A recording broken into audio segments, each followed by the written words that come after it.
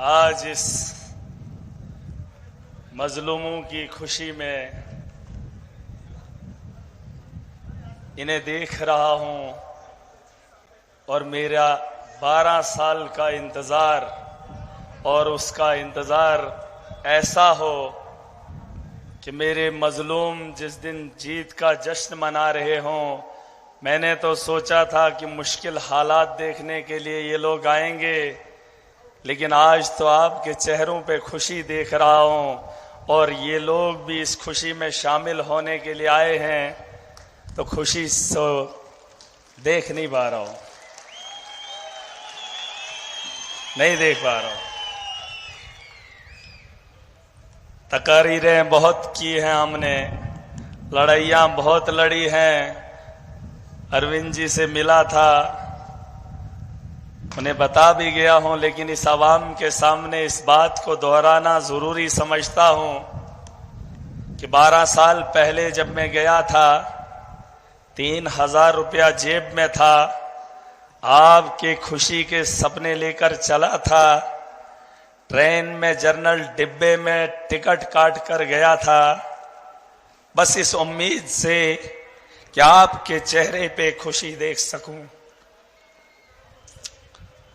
और जब दिल्ली पहुंचा, इनसे छोटी सी मुलाकात हुई, इन्हें तो याद भी नहीं, लेकिन याद कराया है आज हमने। जब मिले थे तो मैंने मिलने की ख्वाहिश की, तब इनका बिजी शेड्यूल था। मैंने कहा जम्मू कश्मीर के हालात भी बदतर हैं, सियासी लीडर बहुत हैं, लेकिन मजबूर और मजलूम की बात नहीं उठती है। मैं चाहता हूं कि आप कुछ करें, लेकिन वहां पर अपने दिल्ली के मामलों में लगे हुए थे। इन्होंने इतनी सी बात कही कि बेटा जाके काम करो, और वो काम अभी तक कर रहा हूं। बस एक बात, और लौटते वक्त नौजवानों को बता रहा हूं, मैं तब कुछ नहीं था, एक आम आदमी था, आपकी तरह था, लेकिन सपने और उम्मीदें, सोच इतनी थी कि आपके चेहरे पे खुशी कैसे देखूं। हर दर पे ठोकर खाई, कोई चीफ मिनिस्टर था, उससे गुहार लगाई, कोई नेता आया, उससे आपके आंसू पूंछने की ख्वाहिश की, लेकिन कोई नहीं दिखा। अगर दिखा होता तो मेरा दिल्ली नहीं जाता, और आज 12 साल तक इस बात का इंतजार नहीं करता। जब मैं गया कोई नहीं जानता था मुझे, एक आम आदमी था, आपकी तरह था। लोग तो मुझे, मेरे साथ बात करना पसंद नहीं करते थे, क्योंकि दिल्ली के अंदर वजूद नहीं था, और यहां पे कौन, मैं किसी को मानता नहीं था। किसी की भी सरकार थी, कोई भी लीडर आता था, मैं उसके खिलाफ खड़ा हो जाता था, क्योंकि उसके लोग मेरे गरीब को कुचलते थे। मैं जब उस नेता से गुहार लगाने जाता तो मुझे स्टेज से उतार दिया जाता था। तो गरीबों की बात जब सुनी नहीं जाती थी, मैं दिल्ली गया, एक उम्मीद की किरण दिखी। 3000 रुपया जेब में था। कितना? 3000। नौजवानों सुन लो, इंसानों सुन लो, दुनिया किसी की नहीं है, बस इंसानियत का दर्द बांटना सीख लो। किसी का हाथ बांट कर देख लेना, उसका हाथ थाम कर उसकी मुसीबत को हल्का करके कभी देख लेना, जो दिल में सुकून मिलेगा, खुदा की कसम करके कहता हूं, ना आपको उतनी खुशी पैसे से मिलेगी, न किसी बड़े नेता के साथ चलने में मिलेगी। और सुनो, 3000 रुपया लेकर गया था, पता नहीं था कितना खर्चा आएगा। कहीं रात में सो गया, कहीं ऐसे ही 10-20 रुपए में निकल गया, पता नहीं था क्या होगा क्या नहीं होगा। लेकिन जब मैं अरविंद जी से मिला, वहां पर बहुत सारे लोग थे, वो दिल्ली को बदलने के लिए इन्हें डोनेशन दे रहे थे। मेरे हाथ में उतना था नहीं, मैं वहां से शर्मिंदा होकर चला। लेकिन ऑफिस में गया 1500 रुपए का 1500 रुपए का सामान खरीद कर लाया, जिसमें कुछ टोपियां थी, जिसमें कुछ पैम्पलेट थे। वो लेकर चला आया जम्मू कश्मीर। इन पहाड़ों में सिर्फ आपकी खुशी को देखने के लिए। और जब चला तो लोग दीवाना कहने लगे। इन्हें तो कहा ही करते थे, लेकिन महराज को भी कहने लगे, कहां दिल्ली, कहां यहां पहाड़ियों में। मैंने हिम्मत नहीं हारी। 2013 में टोपियां पहनना शुरू किया, पहाड़ों में चला, लोगों के पास गया, लोगों की हंसी को भी देखा था, लेकिन गरीब के उन आंसुओं को कैसे छोड़कर उनकी हंसी में अपना मजाक भुला देता। उनके मजाक को सह लिया, उस सोच के साथ आगे बढ़ा। कई साल लगे। मेरे जो दोस्त बगल में बैठे हैं, जिन्होंने मुझे वक्त वक्त पे सम्मान दिया, क्योंकि परिवार ने, मेरे माँ बाप ने मुझे इस काम को करने से रोका था, मैं उनके साथ भी लड़ा।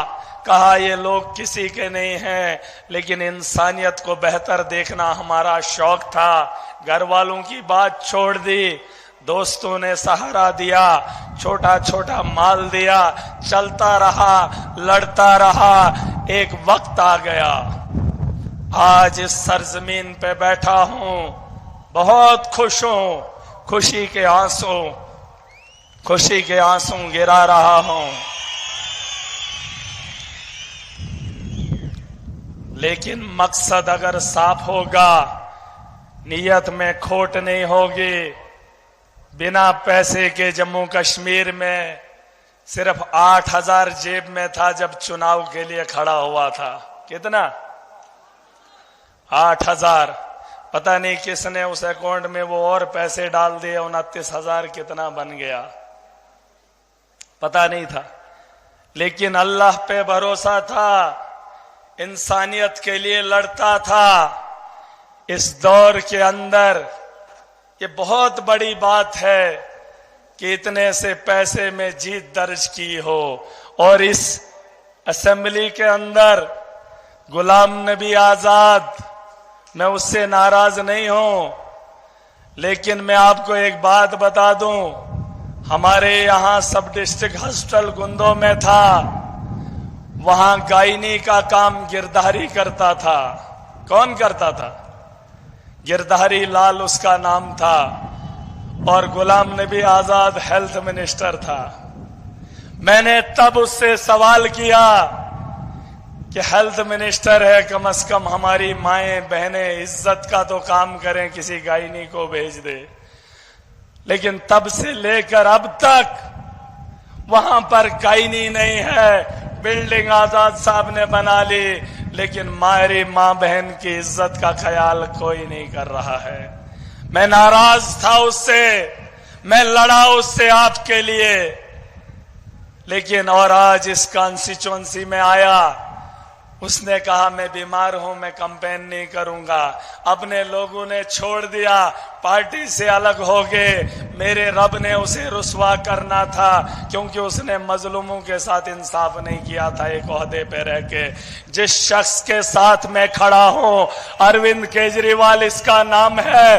5 साल में दिल्ली के स्कूल बदल दिए, 5 साल के अंदर दिल्ली के अस्पताल बदल दिए, 5 साल के अंदर बेहतर इंफ्रास्ट्रक्चर तैयार किया। लोग मुझे कहते थे कहां अरविंद केजरीवाल, कहां गुलाम नबी आजाद। मैंने कहा जाकर पूछ लो 50 साल के कैरियर में कौन से स्कूल में हमारे बच्चों की तालीम बेहतर होती है?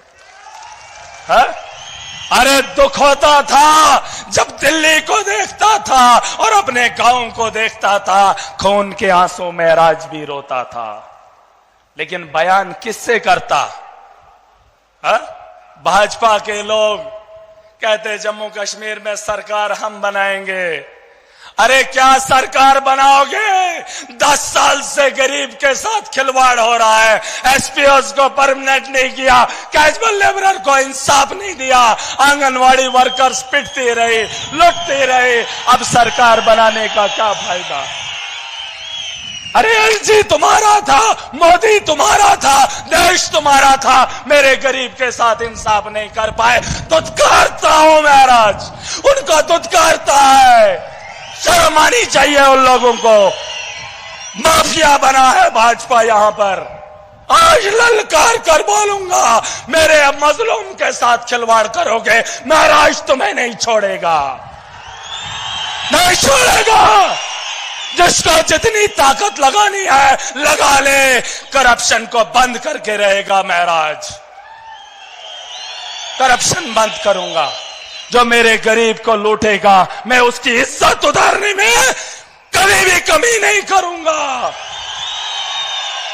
मोदी का माफिया सुन ले, मोदी का माफिया इन पहाड़ों में है।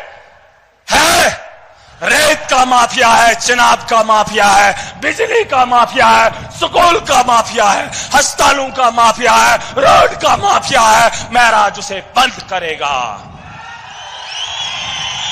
और अगर ऐसे नहीं तो पूरी ताकत से रोकेंगे, पूरी ताकत से रोकेंगे। मुझे फख्र है मुझे। मेरी सोच को मत ललकारो। दफन करके आया हूं उनकी सियासत को।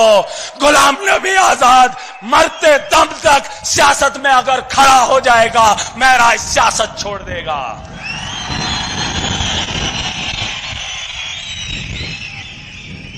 और भाजपा के लोग धर्म के नाम पे राजनीति करते हैं। जब हार गए तो कहा भाईचारा, ये उनका आका भी यही कहता है, इलेक्शन खत्म तो आपसी भाईचारा। जब इलेक्शन लड़ना होता है तो धर्म के नाम पे लड़ते हैं। लेकिन याद रहे, महाराज जब चुनाव में खड़ा था, अरविंद केजरीवाल जी जब इलेक्शन में खड़े हुए, हमने सिर्फ मजलूम और इंसानियत की बात की। हमने सत्ता में आने के बाद भी लोगों का काम किया, इस देश का मुस्तकबिल बेहतर चाहा।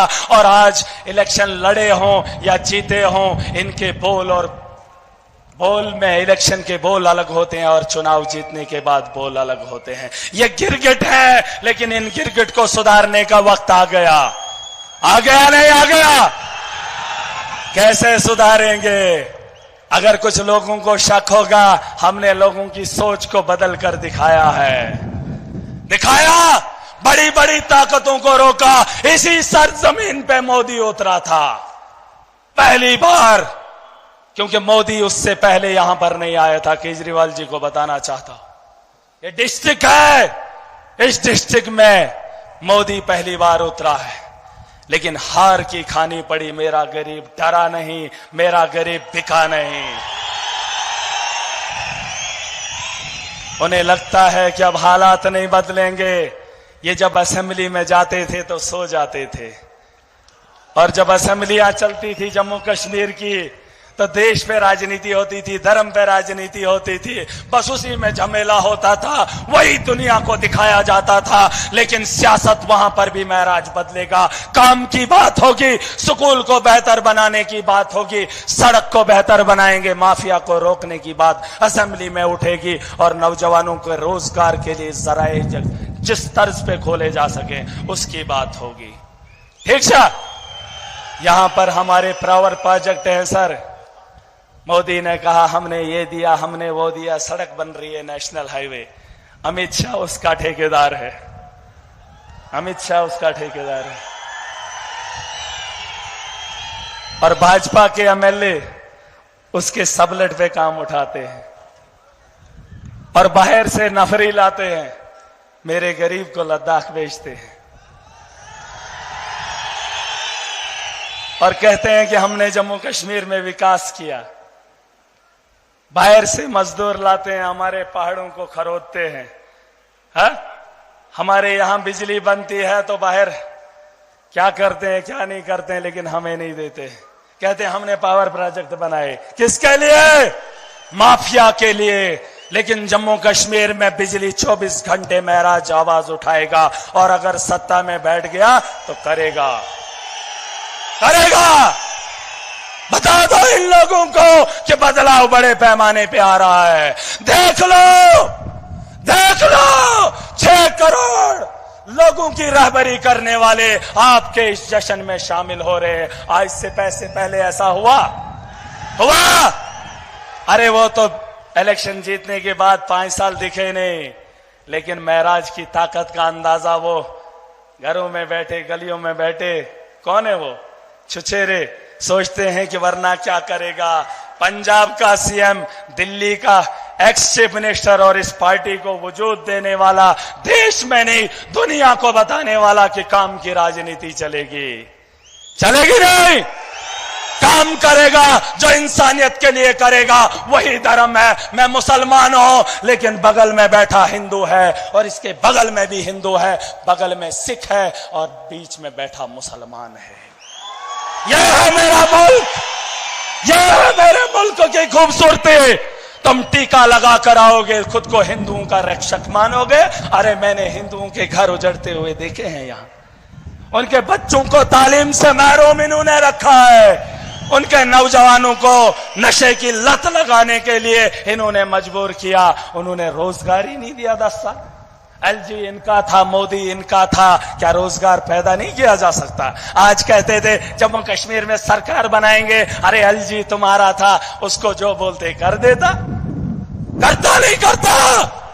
ये जम्मू कश्मीर के नौजवानों को आतंकवाद में देखना चाहते हैं ताकि उस आतंकवाद पे ही अपनी राजनीति इस देश के अंदर करते रहें। लेकिन महराज नौजवानों को इस दुनिया की बेहतरी की ओर लेगा, डेवलपमेंट की ओर लेगा। हमारे कंधों पे इस मुल्क की जिम्मेदारी है, हमारे कंधों पे इस मुल्क की जिम्मेदारी है। हम इनकी उस सोच को यहां पर दफन करने आए हैं। ठीक से बता दो जम्मू कश्मीर की आवाम को कि इनकलाब पहाड़ों से शुरू हुआ था, अब मैदानी इलाकों में उसकी तैयारियां कर लो।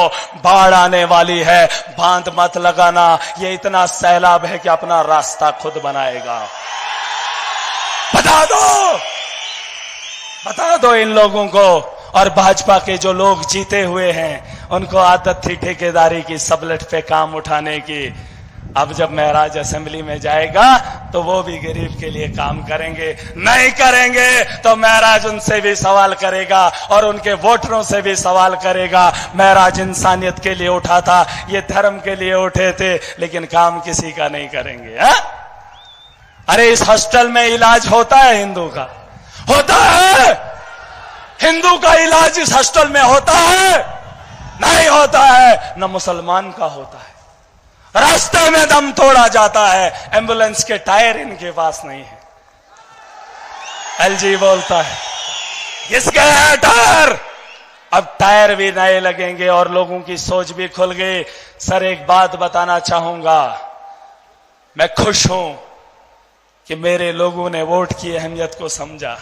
पहली बार जम्मू कश्मीर की किसी कॉन्स्टिट्यूएंसी में लोगों ने डेवलपमेंट को वोट दिया है। और ये वही डिस्ट्रिक्ट है जिस डिस्ट्रिक्ट से डेवलपमेंट के लिए वोट पड़ा, वरना वहां हिंदू यहां मुसलमान, जीतने के बाद दोनों का बेड़ा गर्क। लेकिन अब दिखेगा सबका काम होगा, चोर कोई भी होगा महराज उसको नहीं बख्शेगा, चाहे उसका धर्म क्या है।